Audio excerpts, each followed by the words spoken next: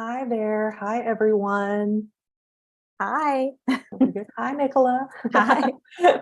So thank you, everyone, for joining us today for Six Bridges Presents Nicola Harrison, brought to you by the Central Arkansas Library Association. My name is Rosemary Hallmark, and I'm a brand and website designer here in Little Rock. And today I'm so excited to be joined by Nicola Harrison, the author of 3 historical fiction novels, Montauk, The Showgirl, and her newest, Hotel Laguna. Nicola was born and raised in England, but currently lives in Southern California, where she writes about strong-willed and passionate female characters who are torn between the lives they want to lead and the norms and expectations of their eras. Her newest novel, Hotel Laguna, tells the story of Hazel Francis, a Rosie the Riveter who is beginning a new life in Laguna Beach after World War II, and she finds herself caught up in sort of a long-buried scandal that rocked the art world years before.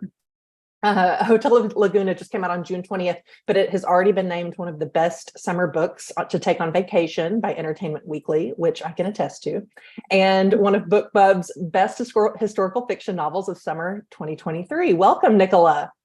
Hi. Thanks so much for having me. And thanks for the introduction. We're so excited to have you. Before we jump in, just a kind of a quick housekeeping note that as Nicola and I are chatting, please feel free to use the chat function to ask any questions that you might have for her. And then I'll try to take as many of them as possible at the end of our discussion before we adjourn. So welcome.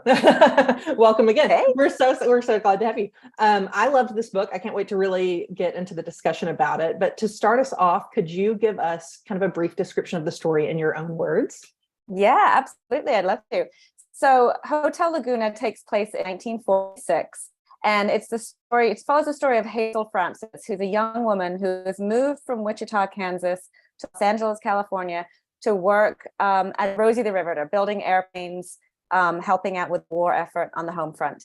And she loves the job, she's thriving in the position, and she loves the sense of accomplishment it gives her. But then the war is over, the men return back to their jobs because these jobs were previously reserved for men. And the women are kind of told, thanks so much for your help. Now, great job. Go back to being a housewife and a mother.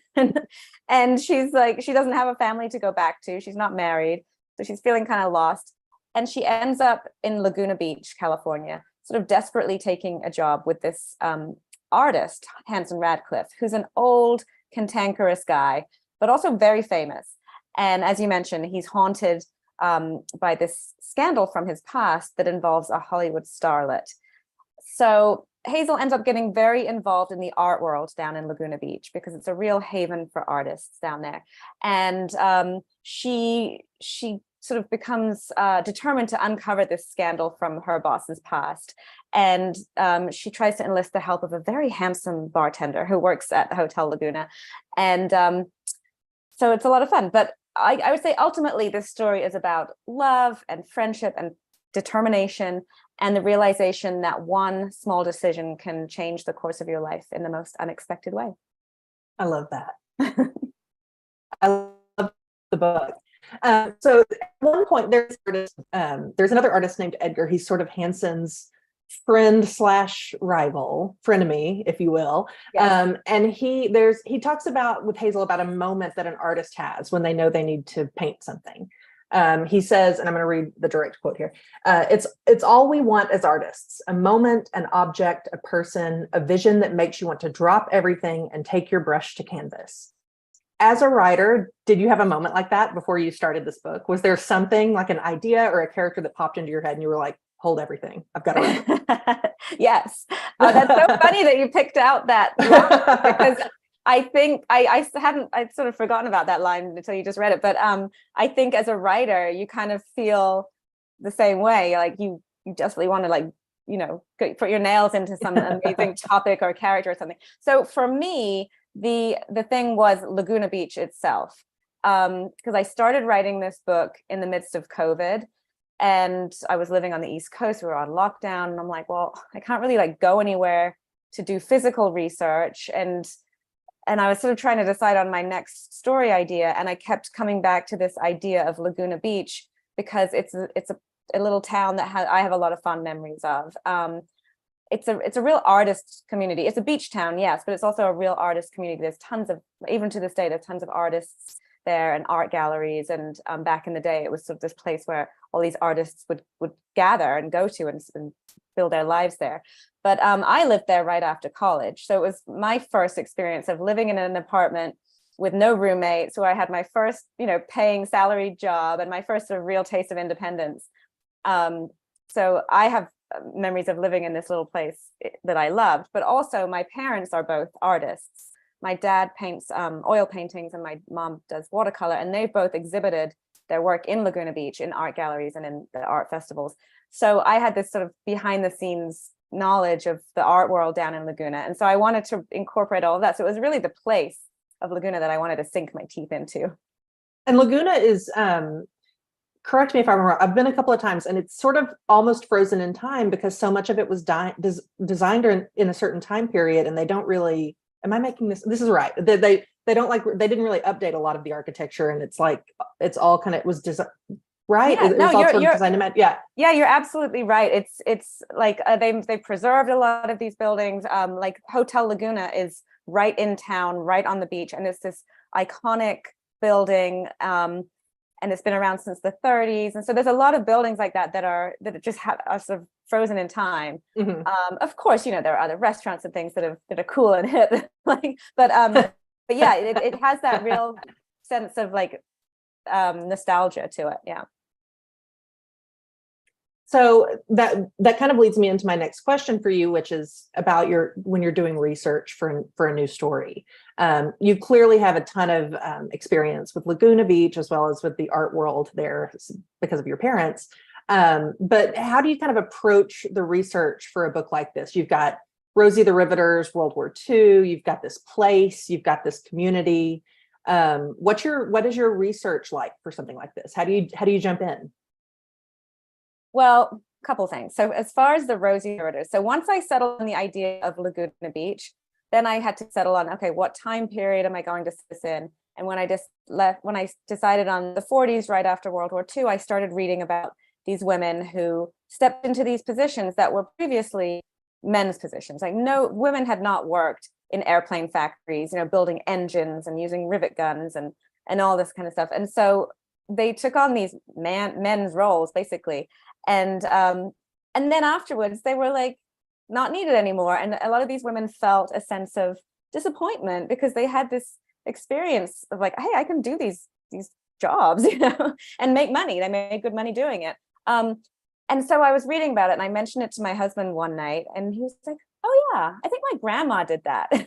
Grandma Ruth. Wow. Grandma Ruth was a Rosie the Riveter, and she's no longer alive. But I was like, how did you not tell me this? I write historical fiction for a living. Like, this is a major detail. So then I became fascinated, and I interviewed my mother-in-law, and thankfully she remembered a lot of the details that her mom had told her. So that was sort of like a leaping off point where I really wanted to know more. So then I started digging some more, and I realized that there is a Rosie the Riveter association, National American Rosie the Riveter Association, and there are chapters all over the country that are basically around to celebrate the legacy of these women who worked on the home front during World War II, and also to get down their stories before it's too late, basically.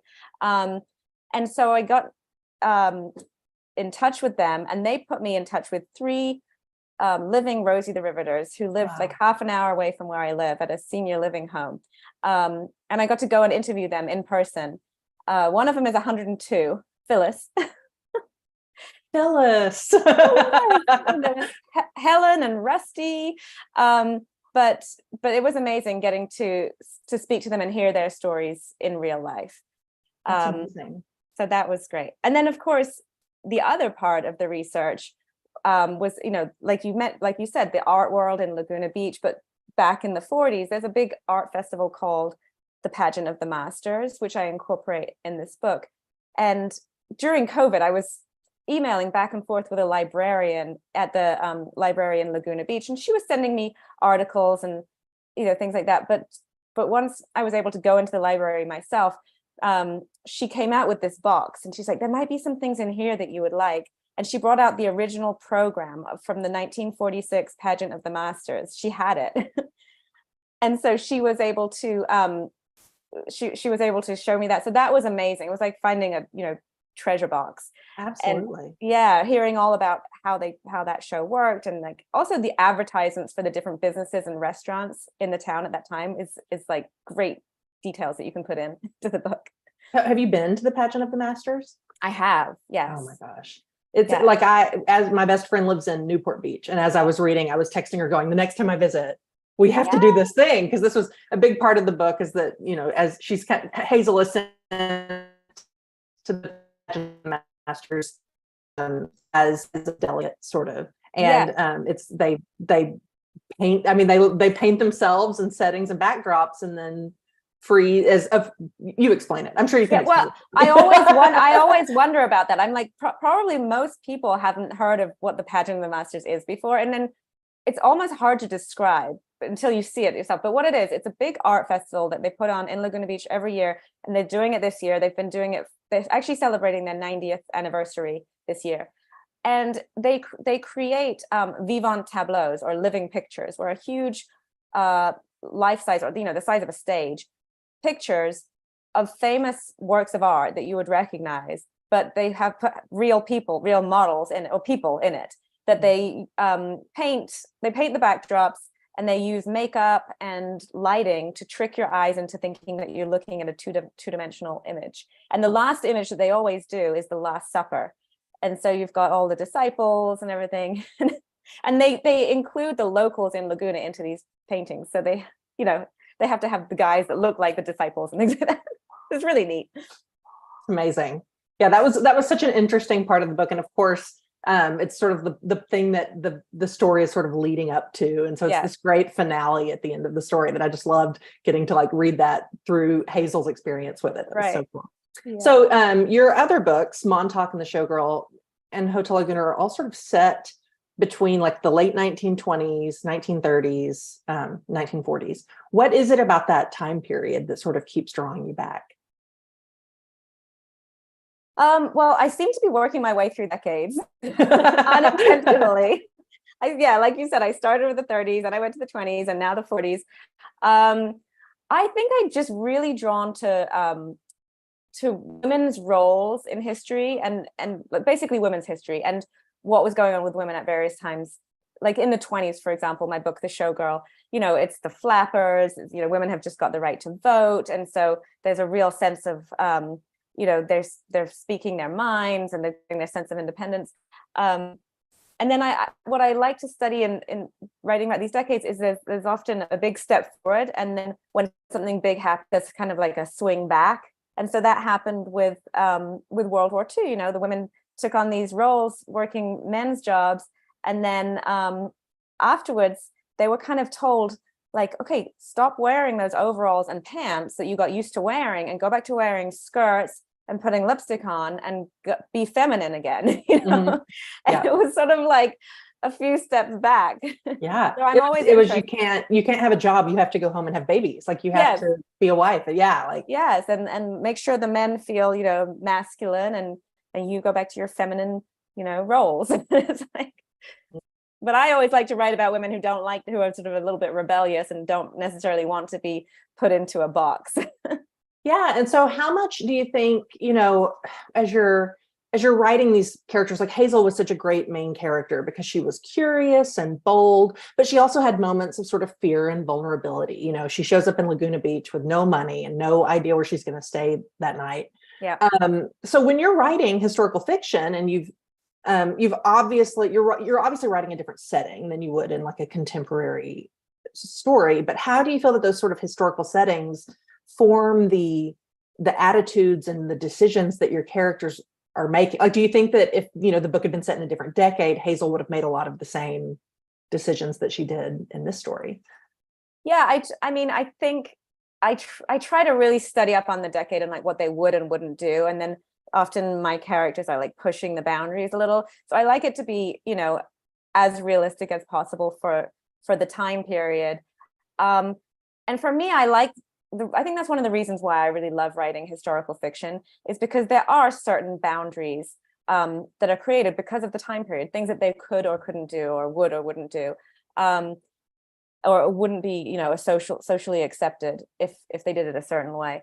So I like to have those sort of boundaries in place, and then and also with what they would wear and what they wouldn't wear, and then allowing myself to get creative with the actual fictional story within those boundaries. It sort of helps ground me when I'm writing. Yeah. And you've worked in fashion. You were a fashion writer, and you still work in fashion, right? So that's Not anymore. Now I'm just writing full time, but wonderful.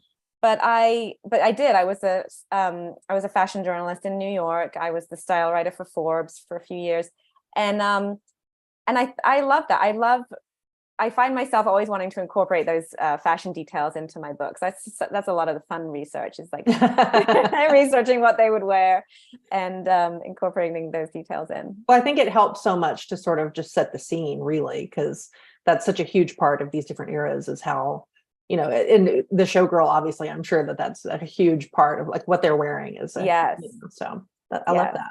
Yeah. And do you feel like, as you're writing these, that sort of researching what they're wearing and those different periods in time, how the architecture was in Laguna Beach, or, you know, what they were doing for jobs. Do you ever feel like that sort of helps in your writing process, in terms of like, do you like to get all of that part kind of figured out first before you know where your plot's going, or do you like to have a plot in mind and then? I like to have a plot in mind. I generally kind of know where I'm going to start. I kind of know the middle area where things are going to go, and I usually kind of know how it's going to end, although it may deviate a little along the way. So I like to have a general idea of where I'm going, but those details, those historical details with the fashion and the architecture, that helps me get into a scene. Sometimes it's like, okay, how am I actually going to get her to do this thing, or have this conflict happen between these characters? And sometimes you just start writing what she's wearing that day and how that feels. I mean, that's not necessarily how that chapter is going to end up starting, but it just kind of gets me in. As I'm typing away, it starts to get me into the mood of like, okay, that's what she looks like. That's how she's feeling. She's feeling powerful in those pants today. So, keep going. And then it takes off from there. And then she starts doing her thing. So you're not like a very strict outliner as you're writing? No, not a very strict outliner. I'm sort of like a medium outliner. I just kind of. Was there anything as you were writing this that you feel like kind of changed over the course of as you were writing, you kind of changed direction? I mean, absolutely. I actually didn't know that the Pageant of the Masters was going to even be in this book when I started writing it. It turns out to be such a huge part of the plot. Yeah. It's just something that I started as I was writing it. It found its way in, and I realized that I didn't even know that it had been around for so long. Actually, the Pageant of the Masters started in 1932, right outside of Hotel Laguna, and it was the same year that the Olympics in Los Angeles were going on. And all the artists down in Laguna were like, okay, there's all these tourists and visitors up in LA for the Olympics. How can we get them to come down to Laguna and see us and come and see our art, know that we're this artist community down here? So they did some kind of, I don't know, PR or something. And that's when they first started the Pageant of the Masters, but in a very small, amateurish way. They basically like put up a picture frame and had some people behind it, like posing as one of the famous works of art. And then the following year, they were like, okay, they got artists to volunteer and paint the backdrops. And then each year it went on, it got more and more professional. And then it was really, it had become quite an anticipated event, but then it shut down for World War II because you couldn't have large gatherings of people, you couldn't have lights, you know, and also a lot of the men were overseas, so there weren't enough people to be in the show. Mm-hmm. But and then the only other time that the Pageant of the Masters closed was in 2020 for COVID. Other than that, it's run run every year. Yeah. And was 2020 kind of when you were writing the book? Yes. Yeah. Yes. So that's such a tie to the time that there was there's only been these two times in its history that I know, it was wild. Amazing. So writing this book during COVID, you've got two small boys, right? sons? I do, yes. Yes. The one's not so small. So what was it like trying to write a book at home during a pandemic with two small kids? I definitely had the thought that I was like, oh my gosh, I'm never going to be able to write again. At the time, my youngest was 1 and he had just started to walk. And so he was into everything. And, it's that age where you can't take your eyes off them because they could launch himself off the kitchen table. And then my older son was 10, I think. 9 maybe, and he was attempting to do homeschool, but it was in those early days when no one knew what they were doing, remote school. And so I was like, oh my gosh. So my husband and I came up with a plan where we would work in 2-hour shifts. So I would get to go upstairs and work for 2 hours and he'd watch the kids, and then I'd watch the kids and he'd work for 2 hours. So that's how I started writing this book in those precious 2-hour shifts. Just little small 2-hour shifts. Yes. So back to the pageant of the Masters. Did your parents ever, you mentioned them being artists, were they ever involved with the pageant? Not with the pageant, but there's another art. There are a few different art festivals. There's another one across the street called Art Affair, and they were in that one. And there's another one sort of next to it called the Sawdust Festival, which probably quite a few people know about if you've been to Laguna. And there's just like these 3 art festivals, and they all run at the same time for 3 months during the summer. And so yeah, they were involved in a different one, but not the pageant of the Masters. Did you, when you started writing this book, and a lot of it, obviously you lived through with your parents there in Laguna Beach, but did you go to them with just like questions? And is Hanson based off of somebody that they knew? I did go to them for questions, specifically my dad, because he does oil painting. And I would be like, I knew a lot of like that smell of linseed oil. Like I'm so used to that from just being around them, but, and seeing how he starts the painting. But I did ask him, I was like, how do you know where to start with the painting? You got this massive canvas and like you're trying to paint this amazing view. Like, how do you even start? And he told me things like that, like block it in colors. And so that made it into the book.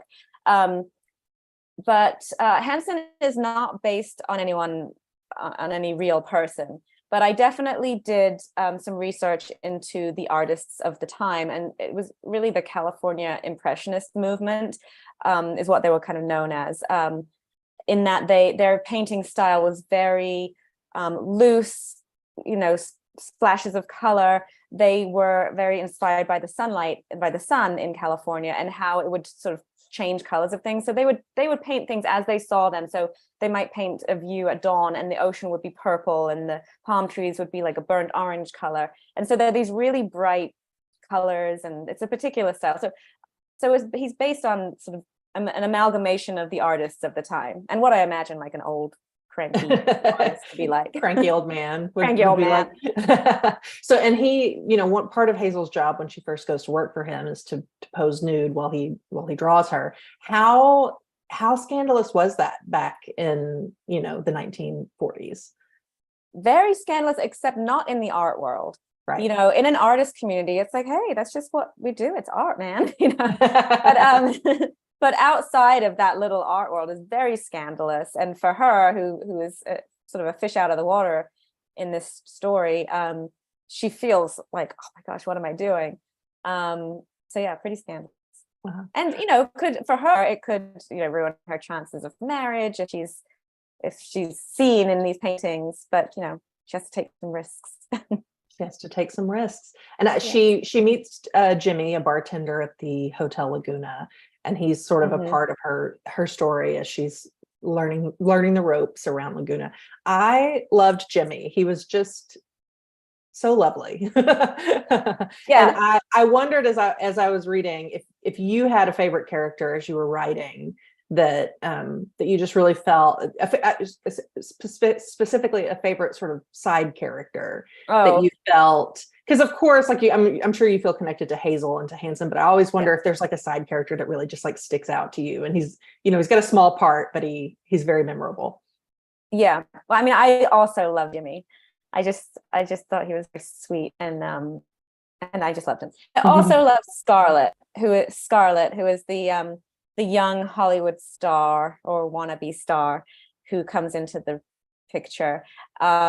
She was a lot of fun to write too, because she kind of like, you think that she's this sort of entitled, sort of kind of obnoxious Hollywood star, but there's a layer of depth to her. Like, she's actually kind of lonely, and she has goals too, and she's had a hard time reaching them. So I liked writing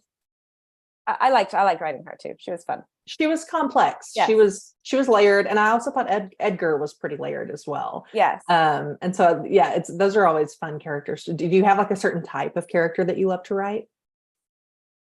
I don't know. I love them all. I'm living with them in my head for like 2 years. I know Hanson's not a side character, but I really enjoyed writing him. He was just a lot of fun to get into his mindset. Yeah. Did he come to you sort of easily, or do you feel like you really had to like marinate on him? No, he was almost like, he came to me like fully formed. So he was the first character that came into my mind. Yeah. He was the first. Mm-hmm. Oh, I love that. Yeah. Because he's caught up in this sort of scandal, and he's let it affect so much of his life. And that's kind of also where Scarlett comes in, because Scarlett is the granddaughter of the woman that he was in a scandal with. So yeah, I also loved Hanson, and his relationship to Hazel was also really interesting to me. Writing that, did you feel like, kind of going back to the question I asked previously, how his relationship with Hazel working for him, what might have been different today versus how it was back then?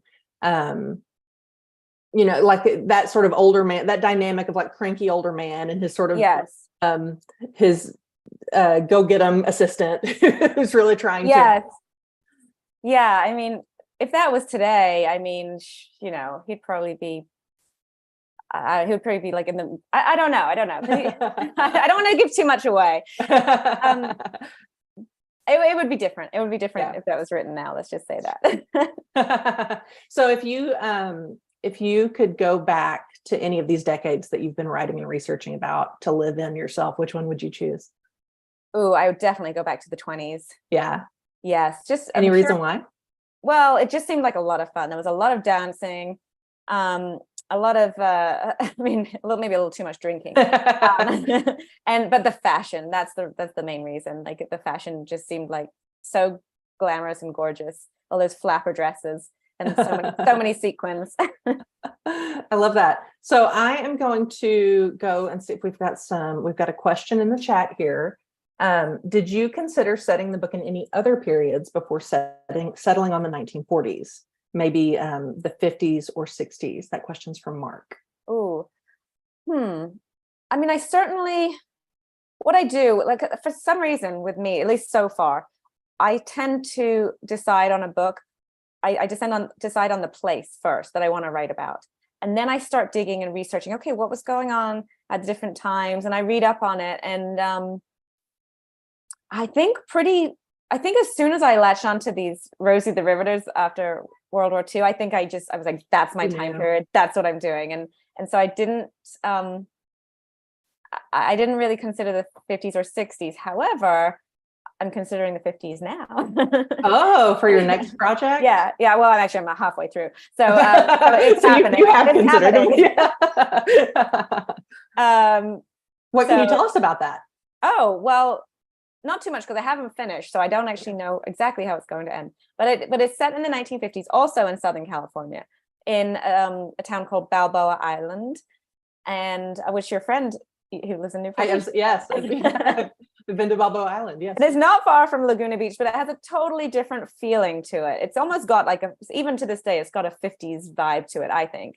And this one is about 3 women who are living on the island, who form an unlikely friendship. One of them is a beloved, known by everyone on the island, sort of like socialite. One of them is a young mother who's struggling in her marriage. And the third is a former disgraced tennis champion who's living on the island as a recluse. So the 3 women who don't know each other in the beginning end up entwined in some way. That sounds like well, I'm going to guess that there's some like friendship involved there. Entwining. Unlikely friendship. Yes. They well, and Hotel Laguna has a few unlikely friendships. It's got romance. It's also sort of a little bit of a coming of age story. So when you're writing, do you feel like you want all your books to contain all of these themes, or do you like, do you feel like romance is an important thing that you want to include in all your books, or that sort of coming of age story aspect? It's not really a conscious decision. I don't have like a list, like, okay, romance check, but it tends to happen. I mean, I think it's always fun to have a story and it doesn't always have to be the main point of the book. I think in Hotel Laguna, it's not necessarily the main point of the book, but there's a love story in there. Whereas like my first book, Montauk, is really centers around this love story. So Yeah. So it always finds its way in. I mean, there's got to be some romance.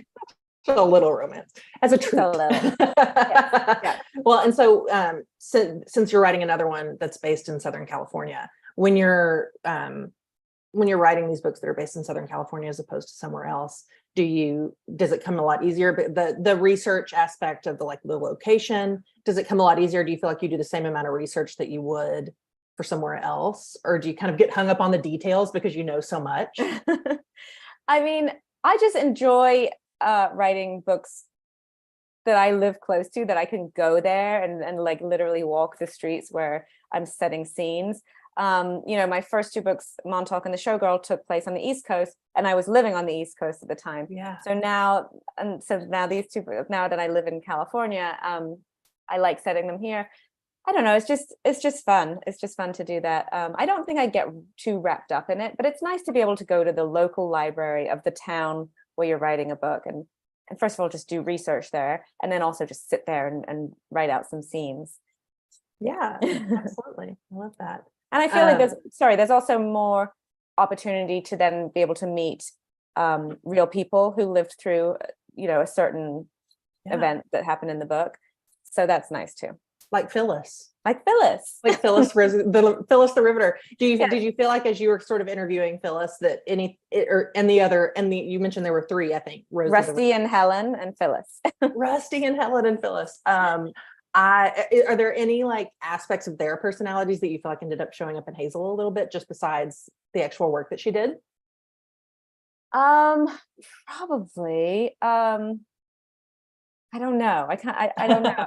But what was interesting was they got to tell me specifically what they worked on, and I just thought it was so interesting. Like one of them did the traditional riveting. She worked the rivet gun, these huge pull down machines that like you basically are fastening pieces of metal together with these rivets.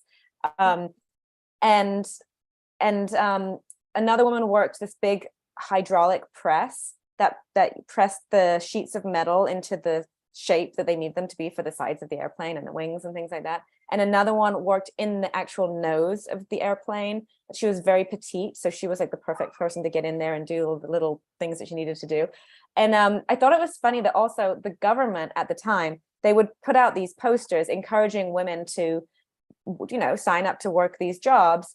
And they said things like, come and take on a war job, working a hydraulic press. It's just like ironing.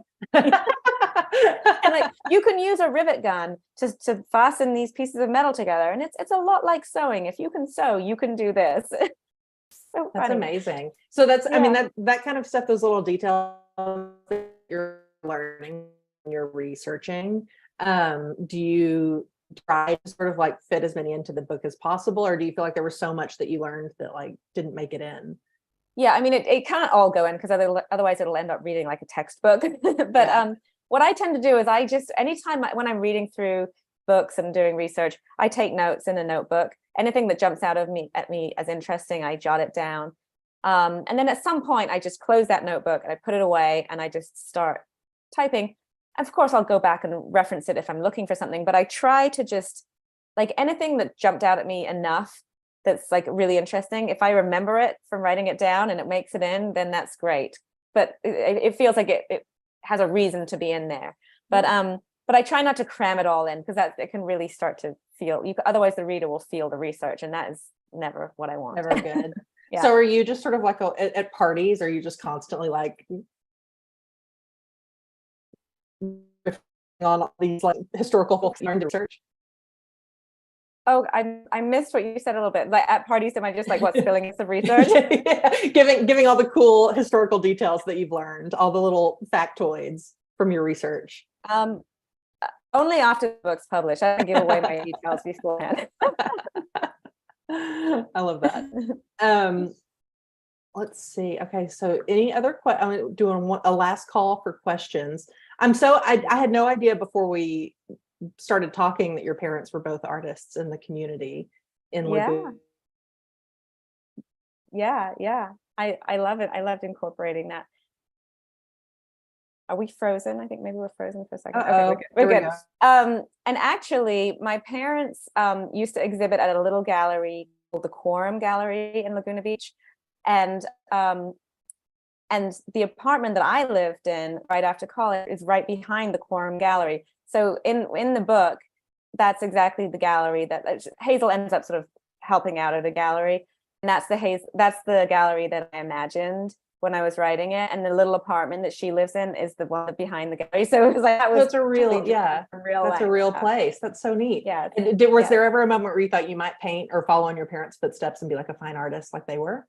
I mean, I dabbled a little bit, but no, just more as a hobby. Writing was always my jam. Writing was always the jam, right? Yeah. Because you have an MFA in writing from Stony Brook.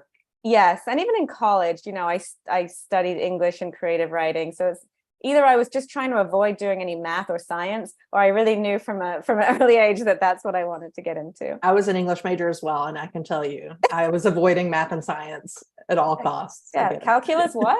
Yeah, no, thank you. No, thank you. We have another question from Maisel. How long did it take you to write Laguna Beach? So it took me either a year and a half or 2 years. I should know that, but it's about, I would say, with all the editing and everything all together, I would say 2 years. Oh. Yeah. And so is that about average for all of your books? Yes, except for my first one. My first book, when I was writing it, I didn't have an agent or a publisher. I was just writing it for myself at that time. So that took me about 4 years. But I didn't have a deadline or the pressure to finish it. So after that book came out, then after that, I've had a deadline of every 2 years. And that actually kind of works for me. It's like the pressure kind of helps me get it done. Yeah. There's no waiting for the muse or for the inspiration. It's like drop off the kids at school and then go and just start writing. So I like having a deadline. And do you think you'll write historical fiction? Do you think you'll keep writing historical fiction, or will you maybe move into contemporary at some point? I mean, for right now, I'm going to keep writing historical fiction because I love it. I mean, maybe if I keep working through the decades, I'm going to end up writing something contemporary. You could always go back and go the other direction. Yes, exactly. I love that. Okay, well, like I said, any other questions from anyone, please go ahead and put them while we have the chance. But I've loved getting to chat with you, Nicola, about this. Like I said, I read the book on the beach, which was the perfect place to do it. Perfect. Over this summer, yeah. Since so much of it now, I don't like to get in the ocean. I know Hazel would daily go swim in the ocean. That was her morning wake up. Yeah, not me. But it was so enjoyable to read it in the right setting for the right time. So maybe I'll just have to go to Balboa Island when your next book is on. Yes, exactly. Perfect excuse. Thank you so much for joining us today. And this has just been so fun to chat. And thank you for everyone who joined us and asked questions as well. Hotel Laguna is available for purchase at Wordsworth Books here in Little Rock. And of course, you can check it out from Cal's, from the library. The next Six Bridges Presents event is an in-person session with scholar and MacArthur genius Nicole R. Fleetwood, Marking Time, Art in the Age of Mass Incarceration. And that will be on August 17th in the Rowan Robinson's Theater at 6:30 p.m. Thank you again, Nicola. It's been so lovely to meet you and talk. And I can't wait to go read all your other books now. Oh, thank you so much. Thanks for leading such a lively discussion and asking good questions.